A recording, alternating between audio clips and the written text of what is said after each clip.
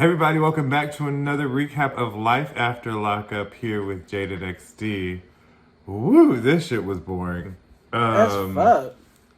Well, minus one or two people. And they were like pockets and moments, but whatever. Also, and then the moments were actually kind of sad and maybe they should have been aired, but whatever. Before we start, yes, baby Nuck is in custody. We know. That nigga had a gun. He had a gun. Did we ever tell y'all that he charges us $1,200? He tried to charge us $1,200 to come on here.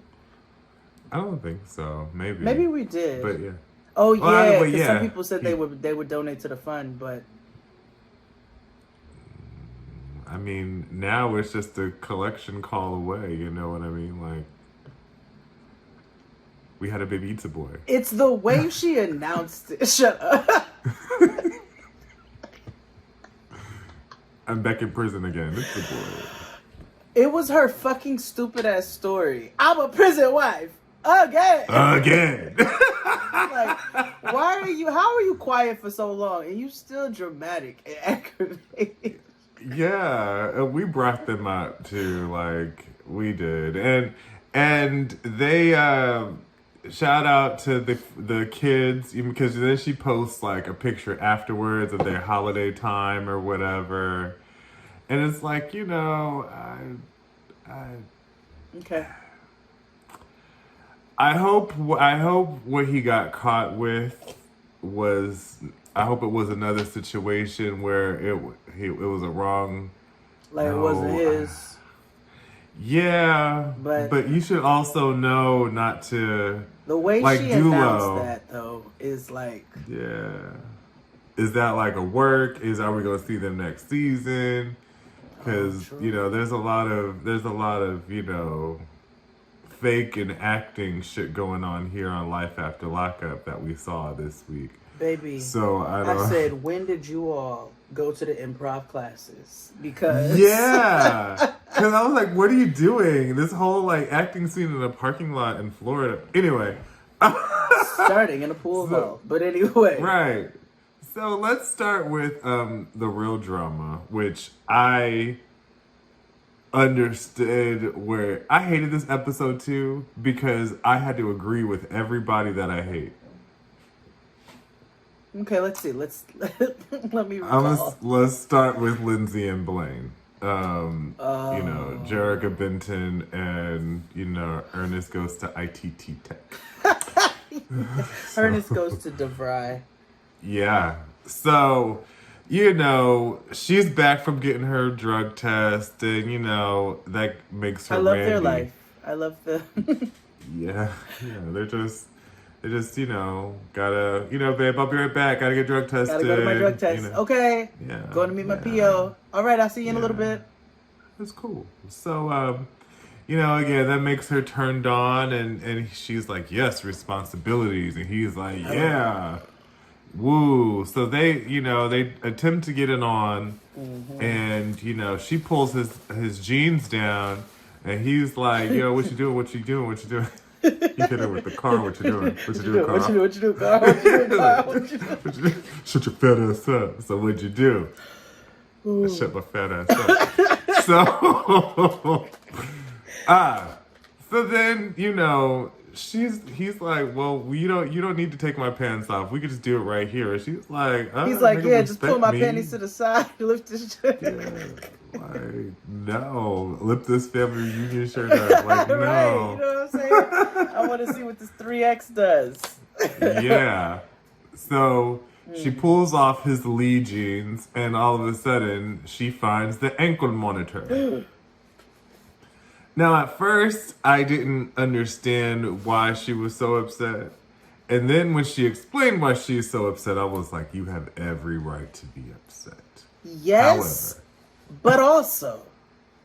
Yes. All right. Yeah. So, like, remember, he kept saying, like, I didn't want to tell her. I'm going to tell her later about the house arrest thing because it's a great thing and yada, yada, yada.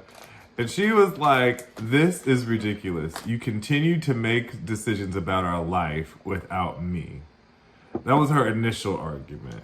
Yes. Because she was like, we just fucking had this conversation about Which is you then I was like, secrets. how come he doesn't tell her that he wanted to surprise her with the fact that he wasn't going to prison? But he still never said that. Right, never said that. Because, ooh, surprise. I guess in his head, it's like, oh, it's a gift. I'm not going up the river. Yeah, but you didn't even present it as such. You just let her find the fucking shit around your ankle. Right. Like I thought she wasn't gonna find it anyway. He was gonna be like, I have a surprise for you. I have something to show you. Okay, this is what happened. Now, yes, going back to what you were saying and about to say, she made points, okay? She got very upset. She did the whole dramatic throw the water on him, I did laugh when she was like, you won't be able to go swimming. You won't even be able to take a bath. You won't even be able to go to the mailbox. Roll the beautiful beam footage where Miss Mamas was walking in circles like a dog when she had her ankle monitor on and she wasn't allowed to go to the mailbox. He was like, skirt, bitch. I don't have the same stipulations you did. I can leave. I can go to work. I can do all the things except leave the state, and I got a curfew. Like, my shit is not your shit. This is where she had a point. I was approved to be with somebody who has some charges on them.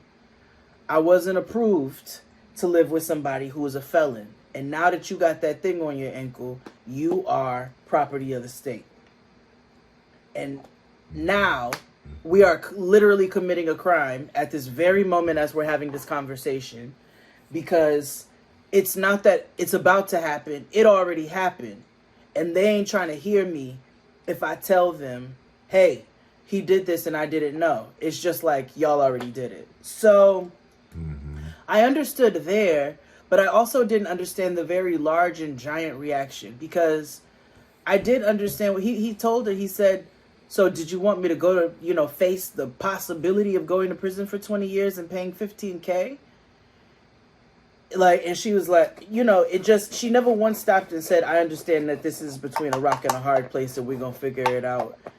It was just, and listen, I understand the irritation because the nigga clearly does not know how to communicate. No. Ernest, no, not at all. Ernest does not know how to have a conversation that is effective and moves along. No, but I also, I don't know. I was on her side because in the sense of like, hey, you put my safety at risk. You see, I'm trying to raise my friend kid. I spent all this money in a home because you don't have any. So therefore, I might get put out of this crib because of the fact that I can't live here. This shit. Right. So I'm there's like a bunch of things that I'm sure, but I get like, first of all, girl, you knew he was a felon from jump. You should have just went and lived by yourself in the woods somewhere. You should have stayed with Deontay.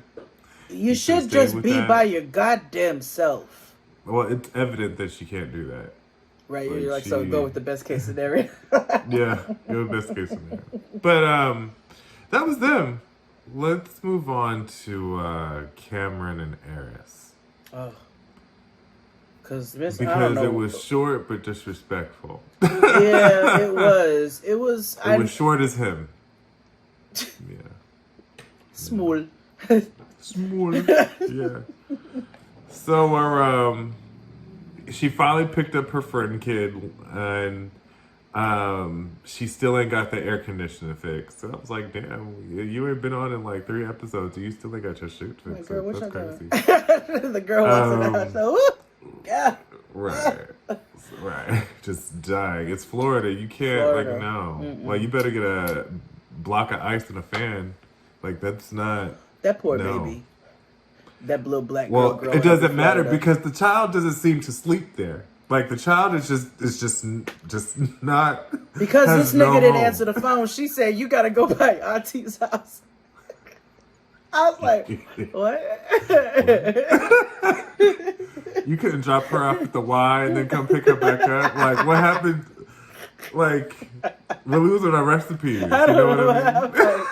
But I was like, Well, why leave she her in the gotta go house. spend over there? Why she can't just go to her room? What's the problem? Yeah. You don't have to even go outside. And, like, where are you going to go? Like, because she didn't do it. Anywho, she was talking about, like, he wasn't answering his phone or whatever. She was like, I'm going to drop her off and to go look for him. She doesn't go anywhere to look for him. She goes brings her ass home right the to fuck back drink home. some barefoot. Exactly.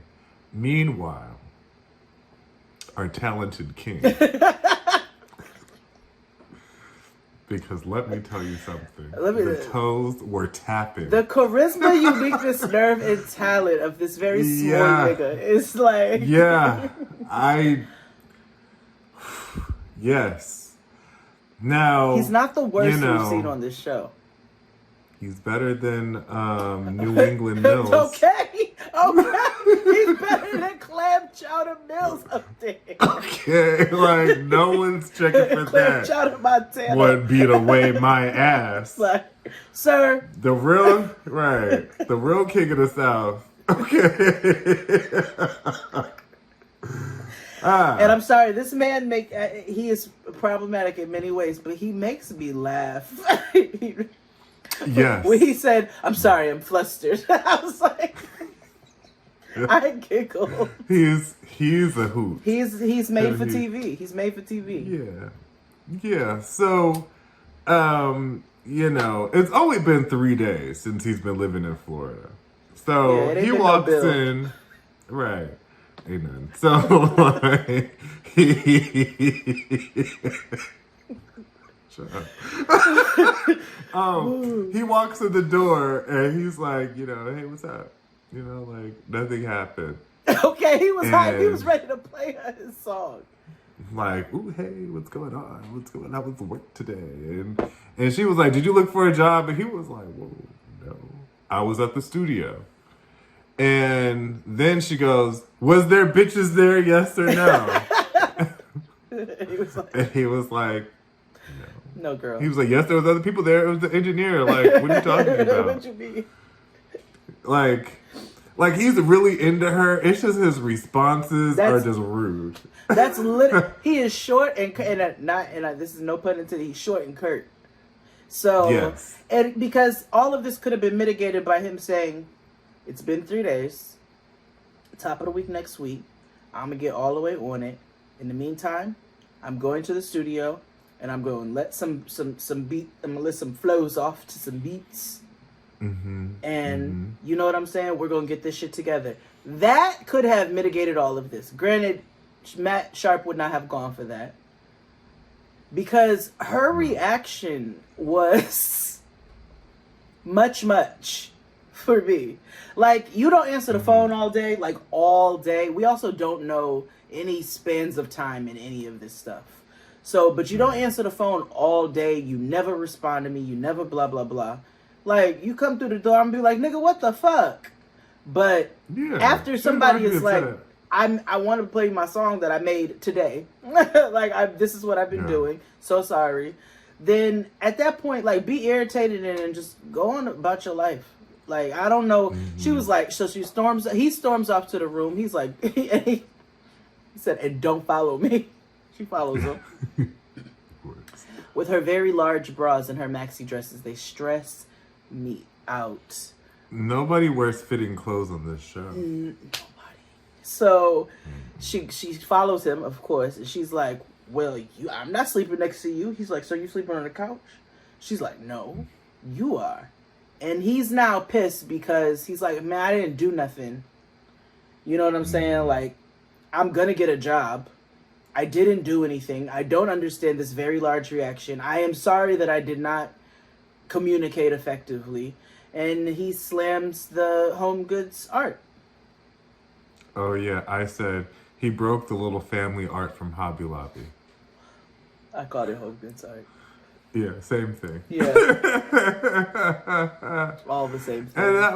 And that was them. You know, they'll get it together or not, you know. Something tells me he has zero intention of looking for a job. I mean, if I was a drug dealer, I wouldn't either. So And he's not dumb. That's the thing too. He's not. If for whatever god awful reason you want more Jade and XD, make sure you subscribe to us on Patreon.